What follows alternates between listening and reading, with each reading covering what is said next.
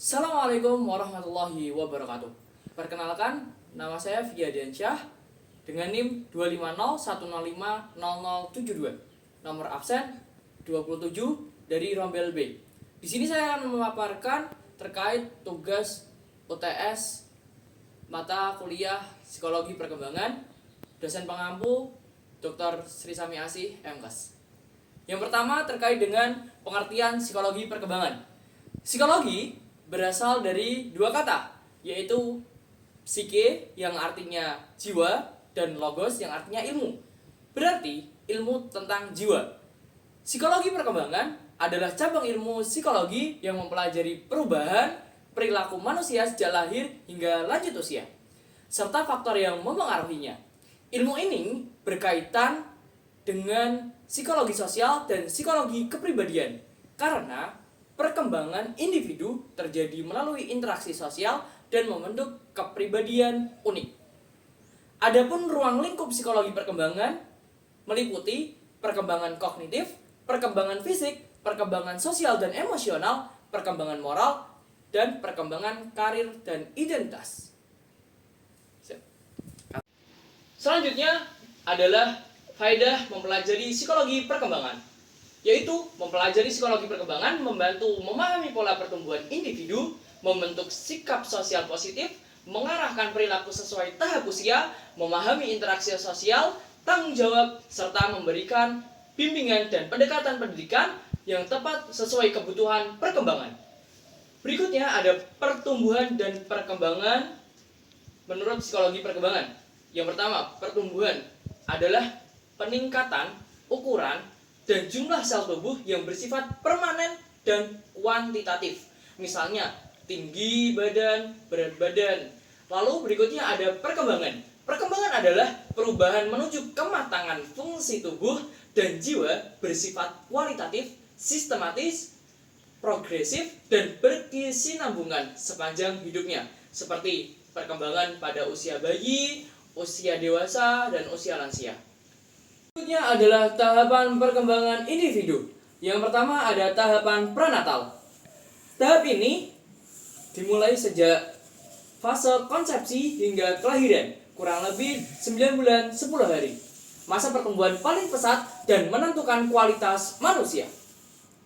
Berikutnya ada fase pasca natal, meliputi fase bayi usia 0 hingga 1 tahun, fase balita usia 1 hingga 5 tahun, anak-anak fase 6 hingga 8 tahun, peralihan usia 9 hingga 12 tahun, remaja usia 12 hingga 19 tahun, produktif usia 19 hingga 30 tahun, dewasa usia 30 hingga 60 tahun, dan lansia usia 60 tahun ke atas. Berikutnya ada konsep kecerdasan dan jenisnya. Kecerdasan atau intelligence adalah kemampuan mental umum mencakup berpikir, memahami, belajar, dan memecahkan masalah. Adapun jenis-jenisnya, yang pertama, kecerdasan intelektual atau IQ. Kemampuan kognitif seperti berpikir logis, menghitung, membaca, dan menulis. Berikutnya ada kecerdasan emosional atau EQ. Kemampuan mengenali, mengelola, dan memotivasi emosi diri dan orang lain. Yang terakhir ada kecerdasan spiritual atau SQ, kemampuan memahami makna dan nilai hidup, serta dorongan moral yang luhur. Perkembangan kognitif menurut Jean Piaget dan Vygotsky. Menurut Jean Piaget menekankan bahwa perkembangan kognitif dipengaruhi oleh kematangan biologis dan terjadi bertahap sama pada semua anak. 3 konsep utamanya adalah skema, adaptasi yang melalui asimilasi dan akomodasi, dan juga keseimbangan atau equilibrium. Berikutnya menurut Vygotsky menekankan peran sosial budaya dan interaksi dengan orang lain atau scaffolding dalam perkembangan mental.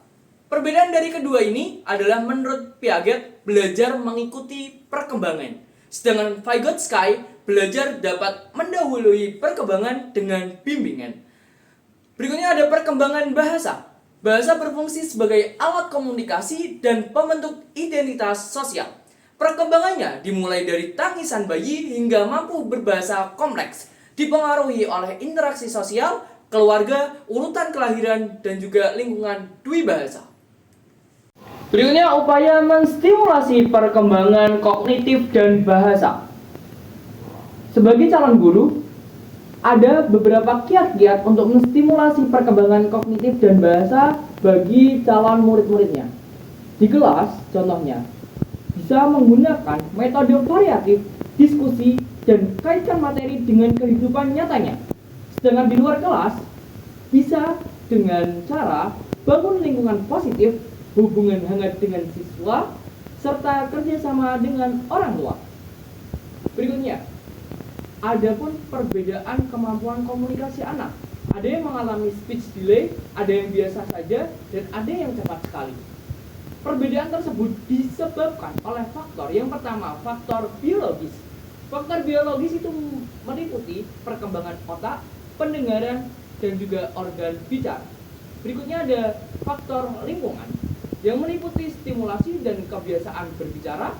Adapun faktor psikologisnya meliputi percaya diri dan kecemasan, dan juga pendidikan dan budaya.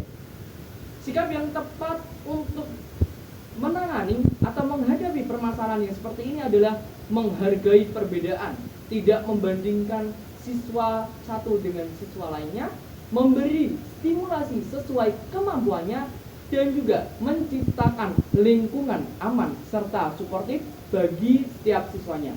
Terima kasih, sekian penjelasan dari video guna memenuhi tugas UTS mata kuliah Psikologi Perkembangan. Saya Fikri Diansyah. Wassalamualaikum warahmatullahi wabarakatuh.